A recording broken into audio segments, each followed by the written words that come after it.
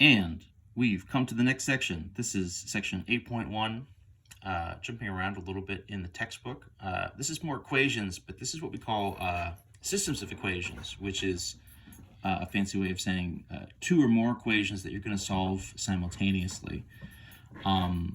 Now, if you have two different equations that you're going to need to solve, one of the things that in some sense you're going to need is you're going to need two different variables in order to get a solution. So technically this section is systems of linear equations in two variables.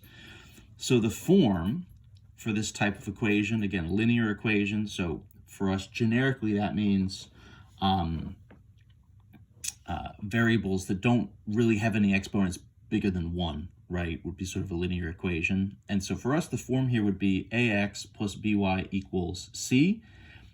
This is kind of an extended version of what are sort of the linear equations that we did before, which was more of a like ax plus b equals 0 kind of form, right? It just had sort of the one variable. So the x and the y here are variables. The a and the b and the c value here are just constants. So the idea is that we're trying to solve two of these equations at once. So you sort of need two different variables to solve two different equations. And then the solution is going to look like an ordered pair, x and y. So it's not just going to be x equals 6 or x equals 4. That'll be half of a solution. It would be something like x equals 4 and y equals -2. So it's this pair together where you're trying to sort of solve them.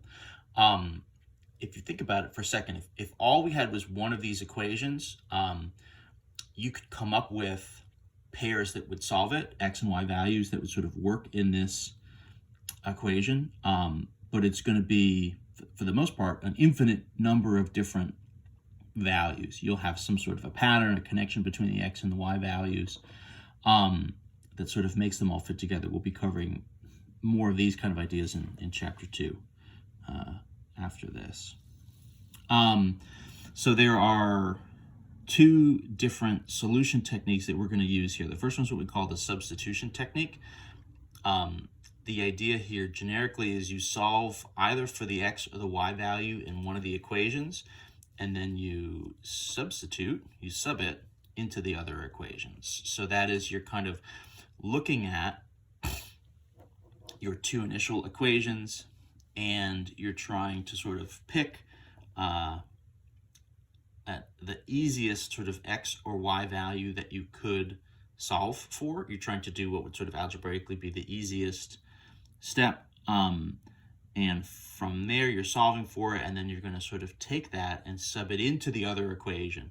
The important thing here is that when you substitute, you go from one equation into the other. You don't want to sort of put it back into the same equation that you started with, because if you do, it's kind of redundant and you sort of end up with a trivial kind of thing. If you sort of solve and sort of resub into the same thing, you're just like doing a little loop in it. It doesn't really get you anywhere.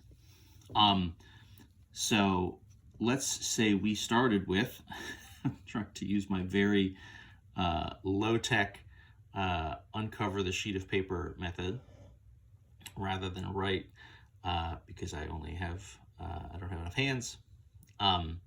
So what we're starting with here would be something like 2x minus 3y equals -13 and -2x plus y equals 7.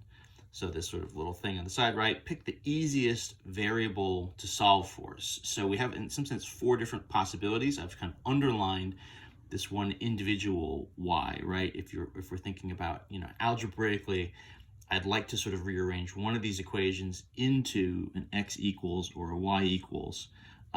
It'll be in terms of the other variables, right? If it's x equals, it will be something in terms of y and then the constant. If it's y equals, it will be something in terms of x and the other constant. There's no real advantage to picking one variable over the other. X's or y's are both fine. You just want to do what's going to be the easiest step to solve for. So in particular, look for an individual x or y. If you don't have to do any kind of a division, that's going to be very, very good. If we think of trying to solve for like the 2x or something up on top, you could obviously sort of do a plus 3y to move it over. but then you're going to have to divide by 2, and that's going to leave you with a number of different fraction terms. It's possible to do that, like technically you can do that, but if you're subbing in with different fractions, it just makes the work that much more complicated. So it'll be easier for us in the long run if we simplify things and we just solve for a single x or y and go from there. So if I take that second equation, right, negative 2x plus y equals 7. To get the y by itself, all I need to do is add the 2x over, right? Add the 2x to both sides to shift it from the left to the right. So the y value by itself would equal, right in green here, 2x plus 7. So the idea is then take that expression, y equals 2x plus 7. That's just the second equation rearranged. So it's just another version, another way to write the second equation. And I want to sub that in for y in the first equation. So I use the second equation to get a substitution. I want to sub it back into the first equation. So if I sort of rewrite it, right, 2x minus 3y equals minus 13. And you can see I've kind of drawn this arrow and kind of circled that y. So I'm subbing y equals 2x plus 7 in for the y in 2x minus 3y equals minus 13. So that's going to look like, right, sort of in parentheses, 2x minus 3 times the quantity, 2x plus 7. So the idea here is I'm doing a substitution so I can essentially get rid of the y value and replace it with something that's more complicated but only has x's involved. I can essentially sort of cancel out and substitute away one of these variables and get what we would sort of think of as a more typical, a simpler linear equation only in terms of the x's. So 2x minus 3 times the quantity, 2x plus 7 equals minus 13. Our arrow sort of takes us over, right? If I do just a quick little like distribution, that's going to be 2x minus 6x and then minus 21 equals minus 13. The idea there is just solve for the x, right? So once I have it subbed in and sort of rewritten, I just want to clean it up and try to get the x by itself. Like terms, right? 2x minus 6x is minus 4x. We'll sort of add this 21 to the other side. This is going to get us to what? Negative 4x equals negative 13 plus 21 is 8. I'm trying to uncover these steps in order, right? So the blue there, negative 4x equals 8 is kind of what we end up with. A quick just division by negative 4 would get us to the x value equals negative 2. So that's like half of our solution, right? We're able to sort of do a substitution, cancel out the y value, and get to, right, negative 4x is 8, which means then the x value is negative 2. So once I get an x value, an actual number for x, the idea is I'm going to take that and I can sub it into either of the original equations to solve for y. So I can sort of take x equals minus 2 and I can put it into either one of those original two.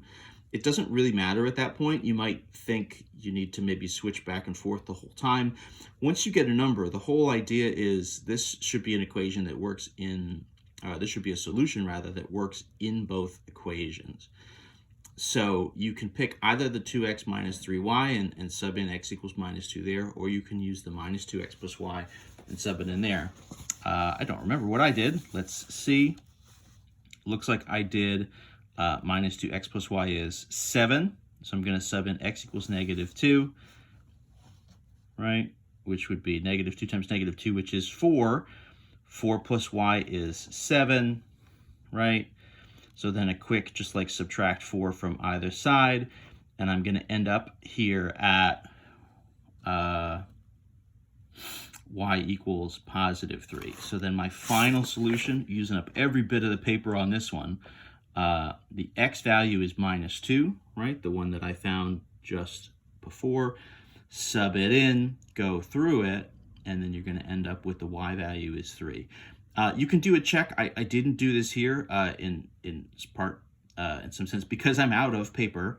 At least I'm out of room on this one sheet of paper. And so the idea, right, is you have the sort of solution xy. This pair is going to equal negative 2 comma 3, right? So the x is -2 and the y value is 3.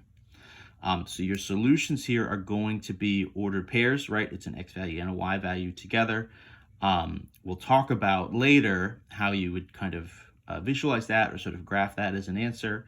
But for now, that's the kind of thing you're looking for. So that's substitution for linear equations into variables.